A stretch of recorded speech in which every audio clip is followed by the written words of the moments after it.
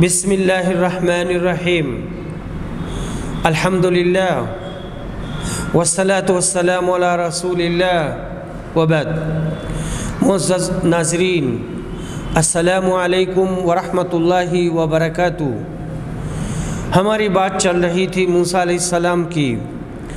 موسیٰ علیہ السلام کے سلسلے میں یہاں کہتے ہیں کہ حدیث میں حضرت موسیٰ اور بنی اسرائیل کا ذکر ہے، باب سے یہی مناسبت ہے، اور قرآن میں بھی ہے یا ایھا الذین آمنوا لا تکونوا کالذین آذوا موسیٰ، یعنی یہ سورہ احزاب کی آیت نمبر 69 ہے، اسی واقعہ کی طرف اشارہ کیا گیا ہے۔ حدیث نمبر 3405 عبداللہ بن مسعود رضی اللہ عنہ روایت کرتے ہیں، کہتے ہیں کہ نبی اکرم صلی اللہ علیہ وسلم نے ایک مرتبہ مال تقسیم کیا۔ ایک شخص نے کہا کہ یہ ایک ایسی تقسیم ہے جس میں اللہ کی رضا جوئی کا لحاظ نہیں کیا گیا ہے، اللہ کو خوش نہیں کیا گیا ہے۔ میں نے رسول صلی اللہ علیہ وسلم کی خدمت میں حاضر ہو کر آپ کو اس کی خبر دی کہ فلاں شخص اس طرح کی بات کہہ رہا ہے۔ آپ غصہ ہوئے اور میں نے آپ کے چہرے مبارک پر غصے کے آثار دیکھے۔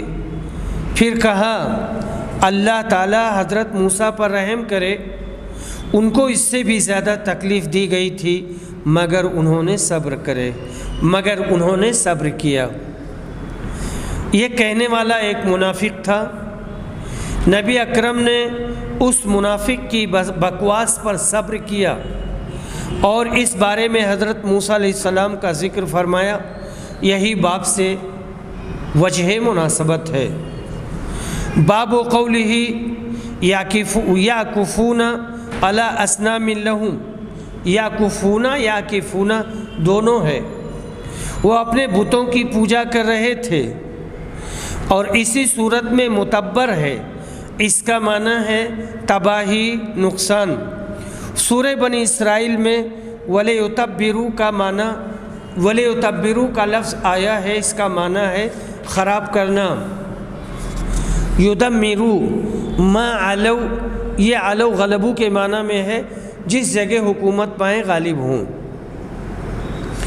حدیث نمبر 3406 حضرت جابر بن عبداللہ رضی اللہ عنہما روایت کرتے ہیں کہ ایک مرتبہ ہم رسول صلی اللہ علیہ وسلم کے ساتھ سفر میں پیلو کے پھل توڑنے لگے۔ آپ نے فرمایا جو سیاہ ہوں اور کالے ہوں انہیں توڑو کیونکہ وہ زیادہ لذیذ ہوتے ہیں۔ صحابہ نے کہا اللہ کے رسول، کیا آپ نے کبھی بکریاں چرائی ہیں؟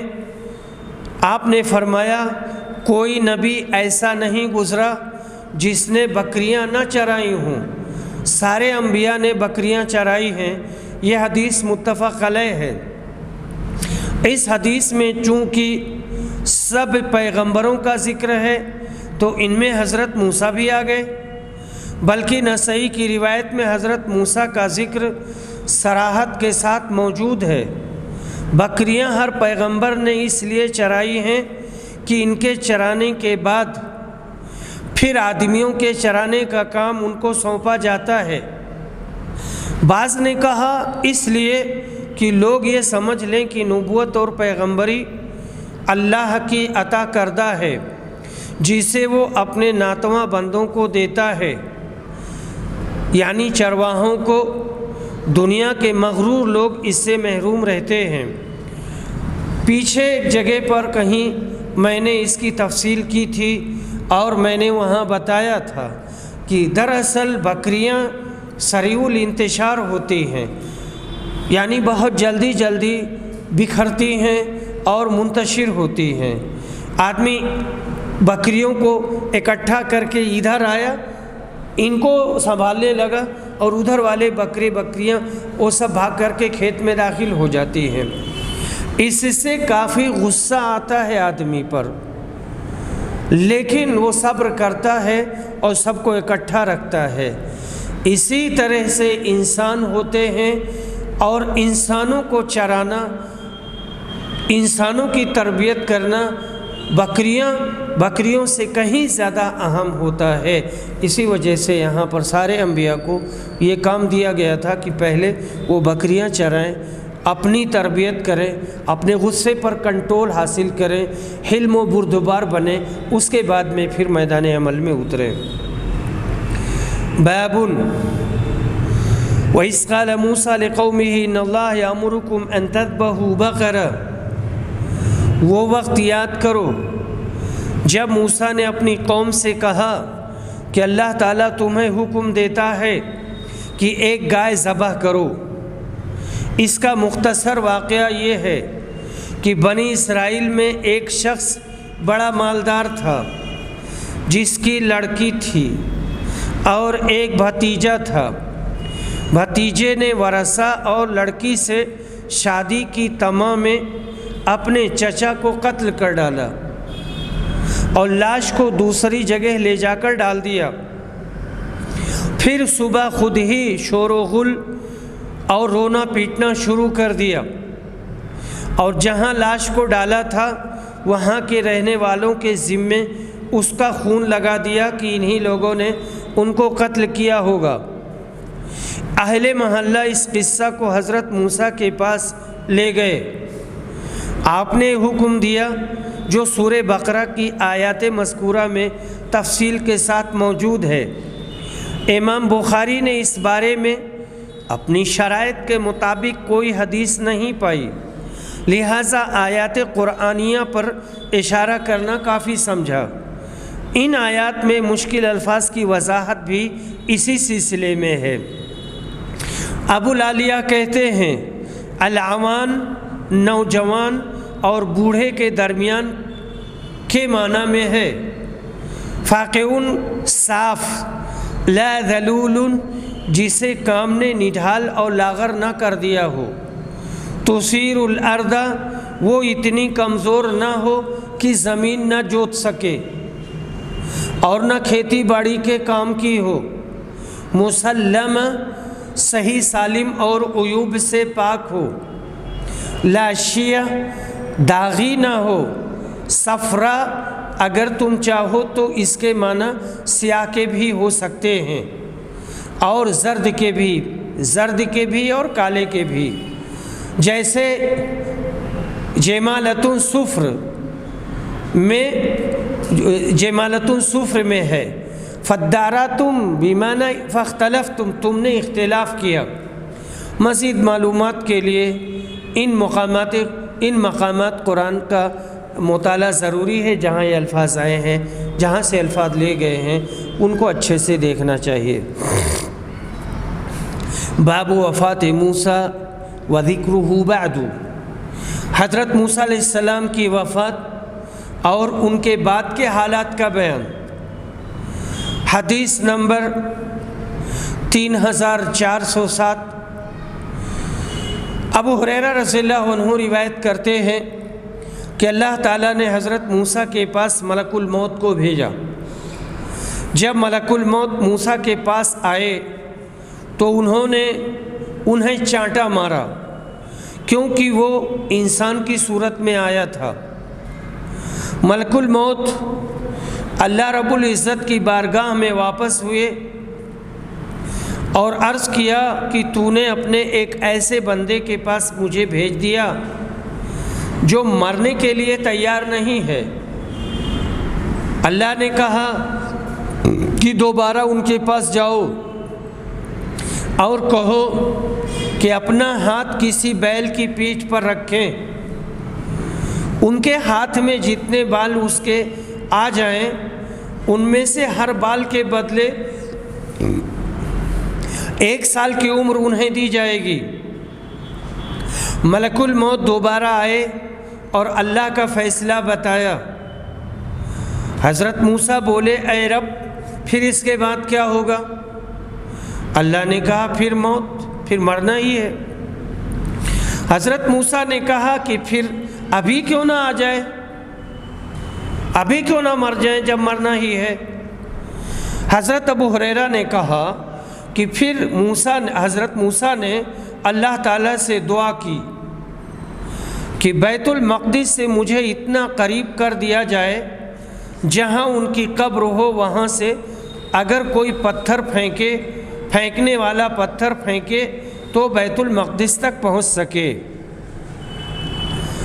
حضرت ابو ہریرہ رضی اللہ عنہ نے بیان کیا کہ رسول صلی اللہ علیہ وسلم نے فرمایا اگر میں وہاں موجود ہوتا تو بیت المقدس میں تمہیں ان کی قبر دکھاتا جو راستے کے کنارے پر ہے، ریت کے سرخ ٹیلے سے نیچے۔ ملک الموت حضرت موسیٰ علیہ السلام کے پاس انسانی صورت میں آئے تھے، لہٰذا آدمی جان کر آپ نے ان کو تماچا مارا۔ یہ چیز عقل سے بعید نہیں ہے، بالکل دماغ اسے قبول کرتی ہے کہ اچانک اگر ہمارے گھر میں کوئی اجنبی آدمی آ جائے تو ہم اسے برداشت نہیں کریں گے، مگر منکرین حدیث کو بہانا چاہیے۔ انہوں نے اس حدیث کو بھی تختہ مشق بنایا ہے جو سراسر ان کی جہالت ہے۔ جب حضرت موسیٰ کو حقیقت معلوم ہوئی تو انہوں نے اللہ تعالیٰ کی ملاقات کے شوق میں موت ہی کو پسند کیا۔ ہمارے نبی اکرم سے بھی آخری وقت میں یہی کہا گیا تھا، آپ نے بھی رفیق اعلیٰ سے الحاق کے لیے دعا فرمائی جو قبول ہوئی۔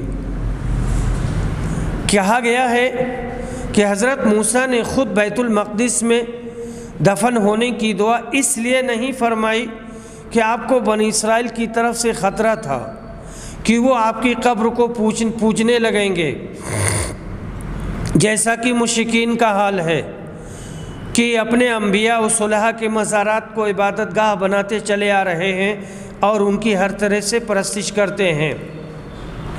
ہمارے نبی اکرم کو بھی کعبہ شریف سے 250 میل دور مدینہ طیبہ میں اللہ نے آرام گاہ نصیب فرمائی، یعنی 450 کلومیٹر کے آس پاس۔ اگر نبی اکرم مکۃ المکرمہ میں دفن ہوتے تو امت اسلامیہ کے جہال کی طرف سے بھی یہی خطرہ تھا۔ پھر بھی نبی صلی اللہ علیہ وسلم نے دعا کی، یا اللہ میری قبر کو وثن نہ بنائیو، وثن یعنی بت، کہ یہاں آ کر لوگ پوجا پاٹ کرنا شروع کر دیں۔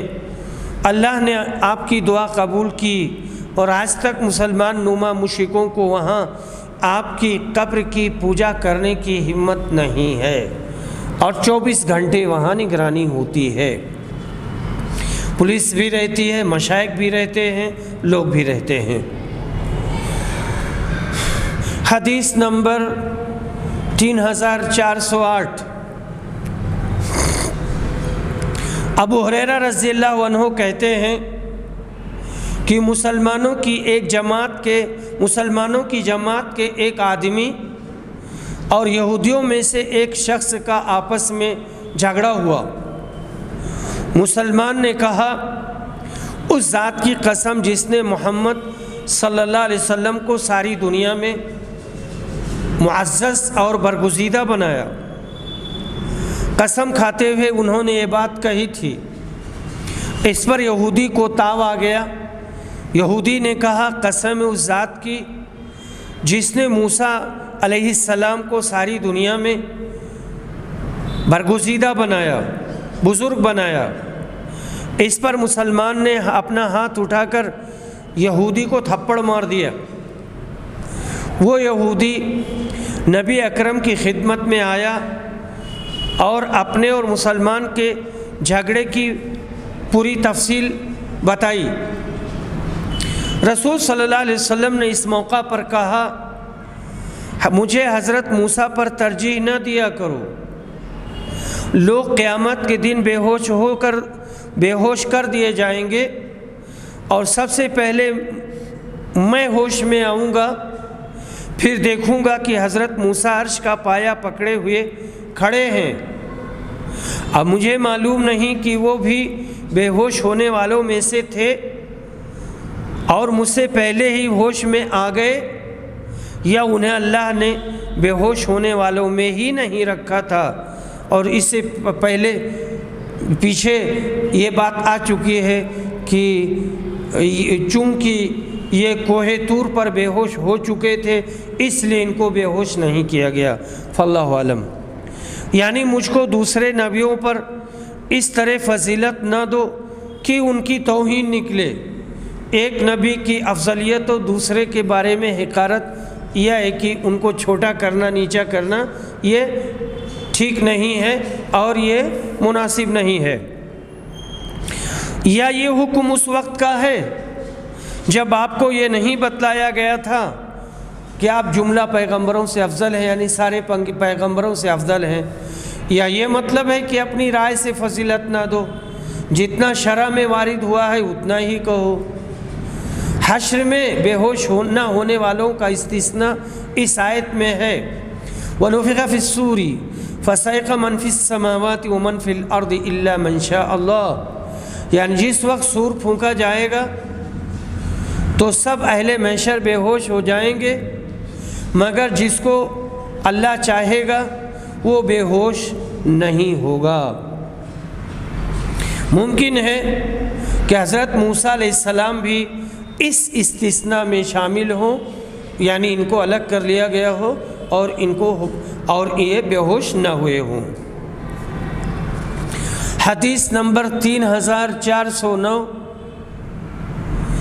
متفق علیہ۔ ابو ہریرہ رضی اللہ عنہ کہتے ہیں کہ رسول صلی اللہ علیہ وسلم نے فرمایا، آدم اور موسیٰ نے حجت بازی کی۔ موسیٰ نے کہا آپ آدم ہیں جنہیں ان کی لغزش نے جنت سے نکالا۔ آدم بولے اور آپ موسیٰ ہیں جنہیں اللہ تعالیٰ نے اپنی رسالت اور اپنے کلام سے نوازا، پھر بھی آپ مجھے ایک ایسے معاملے پر لعنت ملامت کر رہے ہیں جو اللہ تعالیٰ نے میری پیدائش سے پہلے ہی مقدر کر دیا تھا۔ رسول اللہ صلی اللہ علیہ وسلم نے فرمایا، چنانچہ آدم موسیٰ پر غالب آ گئے۔ رسول صلی اللہ علیہ وسلم نے یہ بات 2 مرتبہ کہی تھی۔ اس حدیث میں بھی حضرت موسیٰ کا ذکر خیر ہے کہ اللہ تعالیٰ نے ان کو چن لیا اور پیغمبری عطا کی۔ باب اور حدیث میں یہی وجہ مناسبت ہے۔ حدیث نمبر 3410 متفق علیہ۔ ابن عباس روایت کرتے ہیں کہ نبی صلی اللہ علیہ وسلم ایک دن ہمارے پاس آئے اور کہا، میرے سامنے تمام امتیں لائی گئیں۔ میں نے دیکھا کہ ایک بہت بڑی جماعت آسمان کے کناروں پر چھائی ہوئی ہے، بہت زیادہ دکھ رہی ہے۔ پھر بتایا گیا کہ یہ اپنی قوم کے ساتھ موسیٰ علیہ السلام ہیں، یہ انہی کی قوم ہے۔ باب قول اللہ عز وجل وَضَرَبَ اللَّهُ مَثَلًا لِلَّذِينَ آمَنُوا امرأة فرعون، اور ایمان والوں کے لیے اللہ تعالیٰ فرعون کی بیوی کی مثال بیان کرتا ہے۔ حدیث نمبر 3411 ابو موسیٰ روایت کرتے ہیں کہ رسول صلی اللہ علیہ وسلم نے فرمایا، مردوں میں تو بہت سے کامل لوگ اٹھے لیکن عورتوں میں فرعون کی بیوی آسیہ اور مریم بنت عمران کے سوا اور کوئی کامل پیدا نہیں ہوئی۔ عورتوں پر عائشہ کی فضیلت ایسے ہے جیسے تمام کھانوں پر سرید کی فضیلت ہے۔ اور یہ جو خواتین ہیں، حضرت آسیہ یا حضرت مریم، یہ سب کے سب باکمال تو تھیں لیکن یہ نبی نے نہ تو نبیہ تھیں اور نہ ہی ان کو رسول بنا کر بھیجا گیا تھا۔ اللہ تعالیٰ نے کسی بھی دور میں خاتون کو نبی نہیں بنایا ہے نہ رسول بنایا ہے، اس میں بڑی حکمت پوشیدہ ہے۔ عورت عورت ہے، عورت کا چہرہ، عورت کا سینہ، عورت کا جسم، اس کا کپڑا، اٹھنا بیٹھنا اور بہت ساری چیزیں ایسی ہیں جو مردوں کے ساتھ مل کر بڑے حرج میں ڈالتی ہیں۔ بڑی صفائی کے ساتھ یہ باتیں میں آپ کے سامنے پیش کر رہا ہوں۔ جہاد پر جانا، قضا، فیصلے اور بہت ساری باتیں ایسی ہیں جن میں عورت کھری نہیں اتر پائے گی۔ اس کے لیے مرد کا کمانڈر ہونا، مرد کا قاضی ہونا، مرد کا امیر المومنین ہونا اور مرد کا نبی ہونا، یہی اس کے لیے مناسب ہے۔ سرید اس کھانے کو کہتے ہیں جو روٹی اور شوربہ ملا کر بنایا جاتا ہے۔ کمال سے مراد یہاں وہ کمال ہے جو ولایت سے بڑھ کر نبوت کے قریب پہنچا مگر نبوت نہ ملی ہو۔ اس تعویل کی ضرورت اس لیے ہوئی کہ ولی تو بہت سی عورتیں گزری ہیں اور پیغمبر کوئی عورت نہیں گزری، اس پر اجماع ہے، مگر اشعری نے کہا ہے کہ 6 عورتیں پیغمبر گزری ہیں: حوا، سارہ، موسیٰ کی والدہ ہاجرہ، آسیہ اور مریم۔ پر یہ بات بالکل صحیح نہیں ہے، اسی لیے میں نے اس کو پڑھ دیا ہے اور پھر اس کی ہمیں تردید بھی کرنی ہے۔ یہ بات درست نہیں ہے۔ اللہ نے کسی بھی خاتون کو نہ تو نبی بنایا ہے اور نہ رسول بنایا ہے، اور اس کا سبب وہی ہے جو ابھی میں نے آپ کے سامنے پیش کیا۔ باب قولہ ان قارون کان من قوم موسیٰ، اللہ کے اس فرمان کا بیان، بے شک قارون موسیٰ کی قوم سے تھا۔ آیت میں لتنوء لتثقل بھاری ہوتی تھیں، یعنی ان کی کنجیاں بہت زیادہ تھیں، نہیں اٹھا پاتے تھے۔ ابن عباس نے اولی القوہ کی تفسیر میں کہا کہ اس کی کنجیوں کو لوگوں کی ایک طاقتور جماعت بھی نہیں اٹھا پاتی تھی۔ یہاں جو فرہین ہے مرہین کے معنی میں ہے، اکڑنا۔ اور اس کے بعد اللہ یبسط الرزق لمن یشاء ویقدر، کیا تمہیں معلوم نہیں کہ اللہ تعالیٰ جس کے لیے چاہتا ہے رزق میں فراخی کر دیتا ہے اور جس کے لیے چاہتا ہے تنگی کر دیتا ہے۔ کہتے ہیں قارون حضرت موسیٰ کا چچا زاد بھائی تھا، مگر دنیاوی دولت میں مغرور ہو کر کافر ہو گیا۔ حالانکہ تورات کا عالم تھا، مگر دنیا داری نے اسے اس حد تک گمراہ کر دیا کہ آخر نتیجہ وہ ہوا جو قرآن میں مذکور ہے۔ باب قول اللہ عز وجل وَإِلَى مَدْيَنَ أَخَاهُمْ شُعَيْبًا، اللہ کے اس فرمان کا بیان، اور مدین کی طرف ہم نے شعیب کو بھیجا۔ وَإِلَى مَدْيَنَ أَخَاهُمْ شعیبہ سے اہل مدین مراد ہیں، کیونکہ مدین ایک شہر تھا بحر قلزم پر۔ اس کی مثال ایسے ہے جیسے سورہ یوسف میں فرمایا وَاسْأَلِ الْقَرْيَةَ وَاسْأَلِ الْعِيرَ، یعنی بستی والوں سے اور قافلہ والوں سے پوچھو۔ زہریہ، ادھر ادھر پھر کر نہیں دیکھتے۔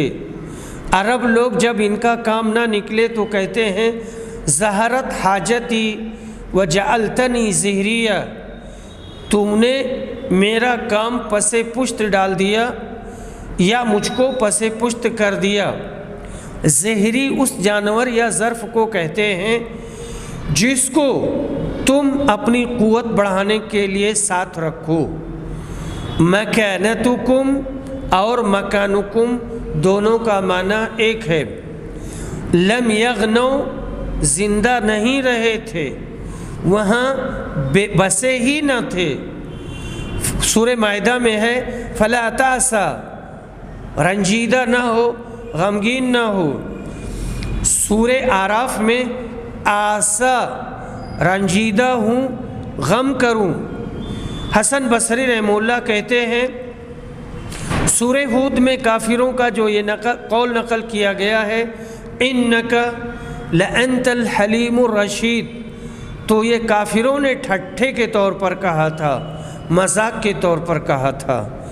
مجاہد نے کہا سورہ شورى میں لئکہ سے مراد ایکہ ہے، جھاڑی۔ یوم الدلہ، جس دن عذاب ایک سائبان کی شکل میں نمودار ہوا، ابر میں سے آگ برسی۔ باب قول اللہ عز وجل وَإِنَّ يُونُسَ لَمِنَ الْمُرْسَلِينَ، اللہ کے اس فرمان کا بیان، اور بے شک یونس رسولوں میں سے تھے۔ اور مجاہد کہتے ہیں ملیم، ملیم کا معنی ہے گنہگار، المشحون بوجھل بھری ہوئی۔ فلولا انہ کان من المسبحین فنبذناہ بالعراء، روئے زمین، عراء زمین، یقطین وہ درخت جو اپنی جڑ پر کھڑا نہیں رہتا، جیسے کدو ہے، لوکی ہے، یا ایک اس طرح کی بہت سی چیزیں زمین پر پھیلتی ہیں تو وہ اپنے تنے پر کھڑی نہیں ہوتی ہیں۔ وَأَرْسَلْنَاهُ إِلَى مِائَةِ أَلْفٍ أَوْ يَزِيدُونَ فَآمِنُوا فَمَتَّعْنَاهُمْ إِلَى حِينٍ، اور سورہ نون میں فرمایا مکزوم، یہ کہتے ہیں یہ کظیم کے معنی میں ہے مغموم، رنجیدہ۔ حدیث نمبر 3412، عبداللہ بن مسعود رضی اللہ عنہ روایت کرتے ہیں کہ نبی صلی اللہ علیہ وسلم نے فرمایا کوئی شخص میرے متعلق یہ نہ کہے کہ میں یونس سے بہتر ہوں۔ مسدد نے یونس بن متہ کا لفظ بڑھا کر روایت کیا ہے۔ حدیث نمبر 3413، ابن عباس رضی اللہ عنہما روایت کرتے ہیں کہ نبی اعظم صلی اللہ علیہ وسلم نے فرمایا تھا کسی شخص کے لیے مناسب نہیں کہ مجھے یونس بن متہ سے بہتر قرار دے۔ آپ نے ان کے والد کی طرف منسوب کر کے ان کا نام لیا تھا اور کہا تھا یونس بن متہ۔ حضرت یونس کو قرآن مجید نے ذُنُّون یعنی مچھلی والا بھی کہا ہے، جنہوں نے مچھلی کے پیٹ میں جا کر آیت کریمہ لا الہ الا انت سبحانک انی کنت من الظالمین، سورۃ الانبیاء آیت نمبر 87 کا ورد کیا تھا۔ اللہ تعالیٰ نے اس کی برکت سے ان کو مچھلی کے پیٹ سے زندہ باہر نکالا۔ اس آیت کریمہ کے ورد میں اب بھی یہی تاثیر ہے۔ حدیث نمبر 3414، ابو ہریرہ رضی اللہ عنہ روایت کرتے ہیں کہ ایک مرتبہ لوگوں کو ایک یہودی اپنا سامان دکھا رہا تھا، لیکن اسے اس کی جو قیمت لگائی گئی اس پر وہ راضی نہ تھا، اس لیے کہنے لگا کہ ہرگز نہیں، اس ذات کی قسم جس نے موسیٰ کو تمام انسانوں میں برگزیدہ بنایا۔ یہ لفظ ایک انصاری صحابی نے سن لیے اور کھڑے ہو کر انہوں نے ایک تھپڑ اس کے منہ پر مارا اور کہا کہ نبی اکرم ابھی ہم میں موجود ہیں اور تم اس طرح کی قسم کھا رہے ہو کہ اس ذات کی قسم جس نے موسیٰ کو تمام انسانوں پر برگزیدہ بنایا۔ اس پر وہ یہودی رسول اکرم کی خدمت میں حاضر ہوا اور کہا اے ابو القاسم، میرا مسلمانوں کے ساتھ امن اور صلح کا عہد و پیمان ہے، پھر فلاں شخص کا کیا حال ہوگا جس نے میرے منہ پر چانٹا مارا ہے؟ نبی صلی اللہ علیہ وسلم نے اس صحابی سے دریافت فرمایا تم نے ان کے منہ پر چانٹا کیوں مارا؟ انہوں نے وجہ بیان کی تو آپ غصے ہو گئے۔ اس قدر کی غصے کے آثار چہرے مبارک پر نمایاں ہو گئے۔ پھر نبی صلی اللہ علیہ وسلم نے فرمایا اللہ تعالیٰ کے انبیاء میں آپس میں ایک کو دوسرے پر فضیلت نہ دیا کرو۔ جب سور پھونکا جائے گا تو آسمان و زمین کی تمام مخلوق پر بے ہوشی طاری ہو جائے گی سوا ان کے جنہیں اللہ تعالیٰ چاہے گا۔ پھر دوسری مرتبہ سور پھونکا جائے گا اور سب سے پہلے مجھے اٹھایا جائے گا، لیکن میں دیکھوں گا کہ موسیٰ عرش کو پکڑے ہوئے کھڑے ہوں گے۔ اب مجھے معلوم نہیں کہ یہ انہیں طور کی بے ہوشی کا بدلہ دیا گیا ہوگا یا مجھ سے بھی پہلے ان کی بے ہوشی ختم ہو گئی ہوگی۔ وآخر دعوانا الحمد للہ رب العالمین۔